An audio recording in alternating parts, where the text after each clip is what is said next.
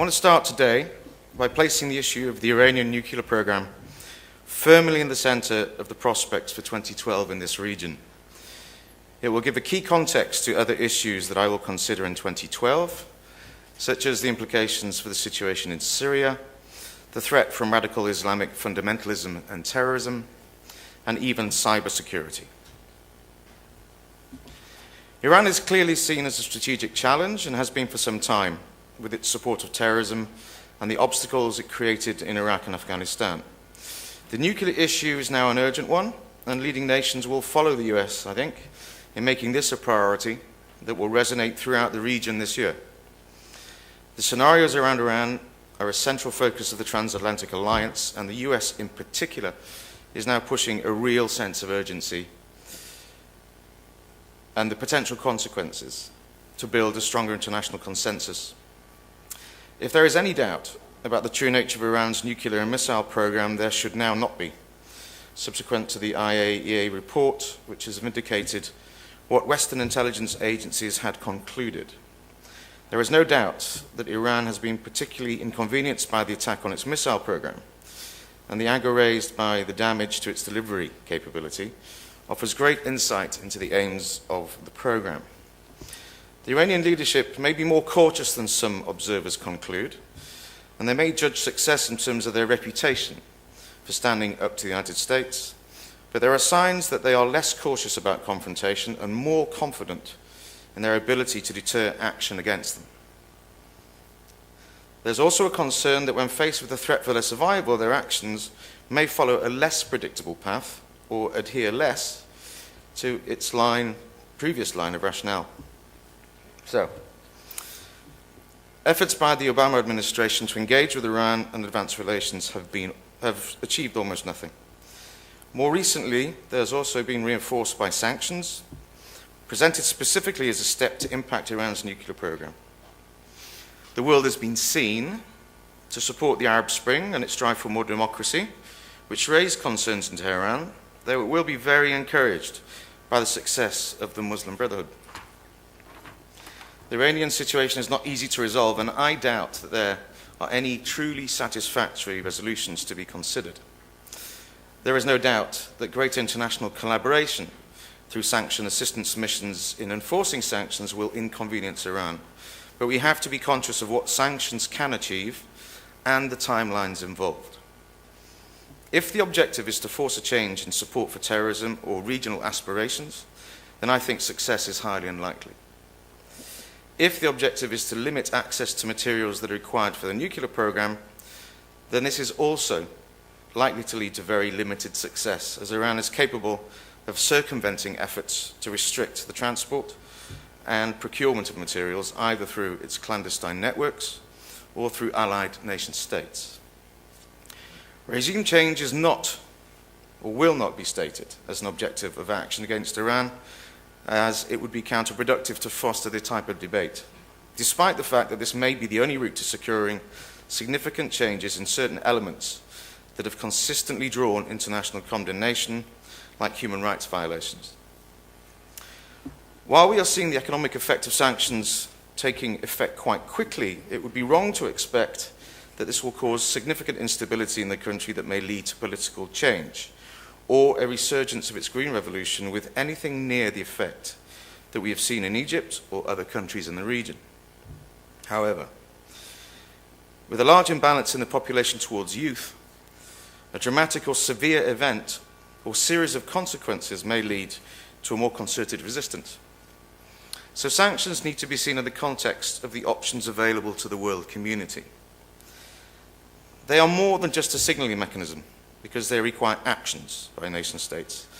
And at a time when economies are fragile, I would suggest that they constitute a strong signal, a signal that countries are prepared to face the risks of economic uncertainty in the current climate to demonstrate their concerns. However, sanctions must be applied in conjunction with a barrage of other diplomatic initiatives and displays of soft power. A successful strategy on Iran will require greater international unity, and the collaborative requirements of all types of action are considerable. Western nations had never really previously sent a definitive message to non-NATO members that support of Iran will have significant consequences for the relationship with the West. But this message is now emerging. The nature of the Iranian threat also warrants more concerted collaboration and collective defense organization, and efforts by Western nations to build the defensive capabilities of vulnerable states in the Middle East.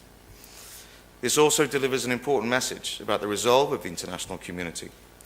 I am convinced that the Iranian leadership will recognize the world objections when they are backed by strength, and the past month has seen some very strong messaging, though this is still converging. While the early parts of the year will see an increased focus on sanctions, there is every chance that this will provoke retaliation, and Iran has been very quick to make this clear. The longer that incremental sanctions tightening remains the lead strategy, the more likely that Iran will do the minimum to adversely affect oil prices and exploit the Western world's greatest current weakness, our economies. So while some progress can be made through greater sanctions and diplomatic efforts, we have to ask how long we can wait to observe their effects. It will take a monumental effort to align the world appropriately to enforce a full oil embargo, and I tend to agree that the early summer needs to be the time limit on trying to put these pieces in place and judge their reaction to the combination of soft power plays.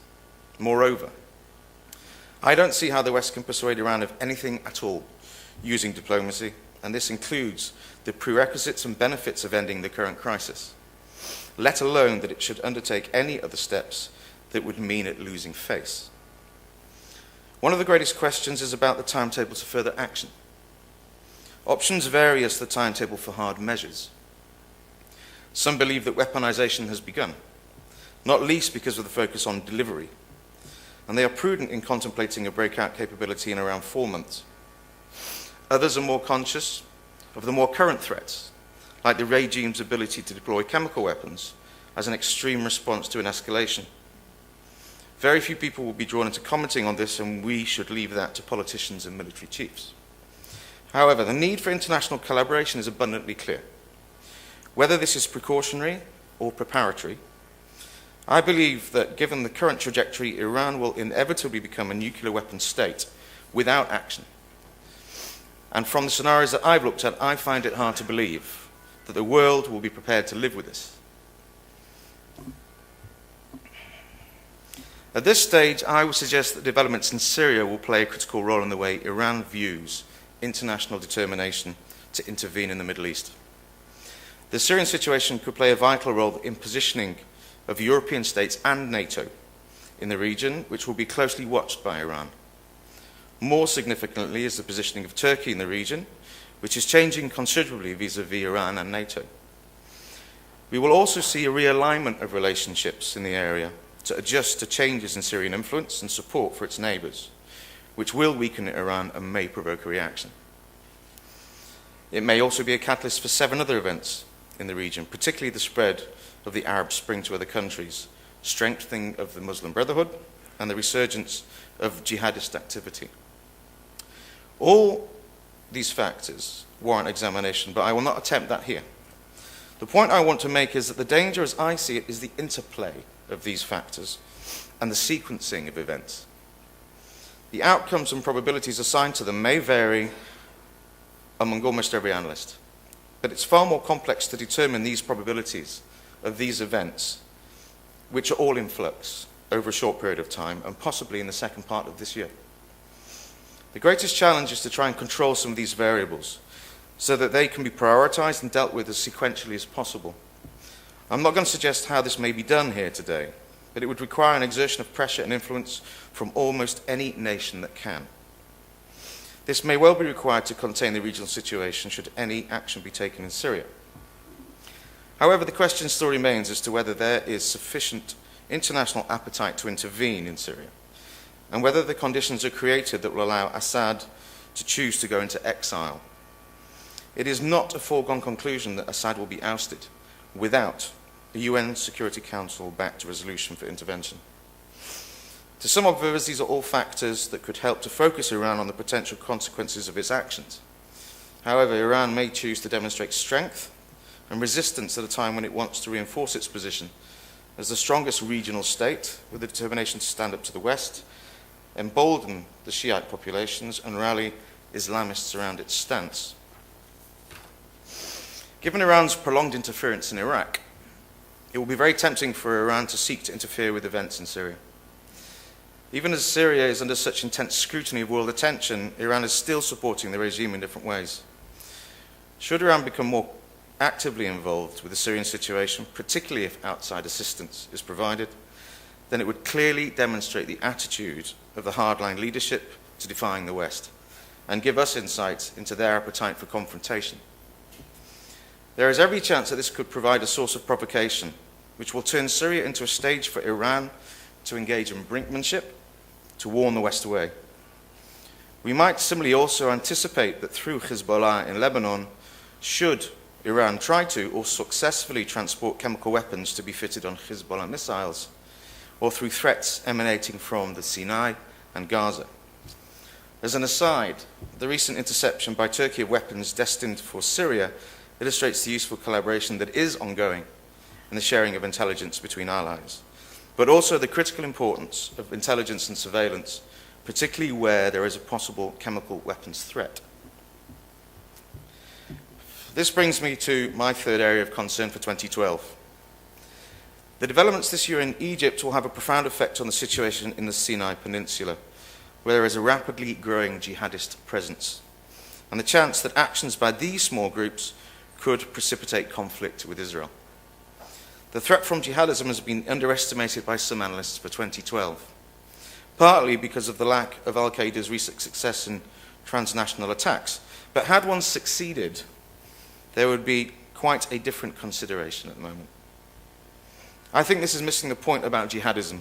Sustaining casualties or a lack of success will not precipitate a demise in al-Qaeda or the end of jihadism. I think this is missing the point about jihadism. They're also not in a hurry, as they know that their objectives will take many generations. But their opportunity to create a caliphate in the Sinai, so close to Israel, is very compelling for them. The Islamic Liberation Army may control up to half of the Sinai Peninsula already. This is going to be very relevant in 2012, when there is a chance that they can avenge the many deaths of jihadist leaders by targeting Western interests, with the support of allies in the Gaza Strip and Islamists in power in Egypt. Should Syria pursue a referendum which rejects the peace agreement with Israel, the jihadists will seek to capitalize on this situation. I would also expect to see the Brotherhood encouraged by very overt praise from Iran in choosing the path of radicalism rather than conservatism or realism. The Muslim Brotherhood may perhaps concentrate their first energies internally once they learn the realities from the Egyptian military and intelligence services about what is really going on. However, if something happens in Gaza or Sinai, and I believe it will, then Egypt will have to do some quick soul-searching about how collaborative and proactive they want to be in dealing with such a situation on their doorstep. The fact that Hamas grew out of the Muslim Brotherhood means that they may be slow to reduce their support for Hamas and continue to work towards Palestinian unity. At the moment, it is not Hamas that is provoking conflict, and the future approach of Hamas will become clearer after Palestinian elections this year, and once they've had time to engage with the Muslim Brotherhood in Egypt.